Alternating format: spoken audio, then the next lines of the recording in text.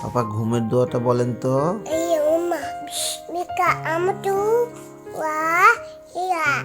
মাশাআল্লাহ। আঙ্গুলে আঙ্গুল ছুঁয়ে শেখালে তুমি জীবনের পথ চলা, নিজে না খেয়ে তুমি খাওয়ালে, শেখালে কথা বলা।